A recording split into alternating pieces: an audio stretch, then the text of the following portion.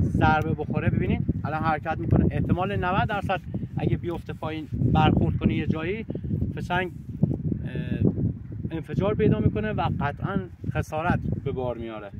که ترکیه‌های جدید اصلاح شدن این موضوعشون. این هم با این که الان 100 سال است، هم با قدمت داشته باشه، این هم قطعا باید این حالا احتمال میدم، حالا من ندیدم از این تفنگ تا حالا اولین باره، احتمال میدم که این باید اصلاح بشه.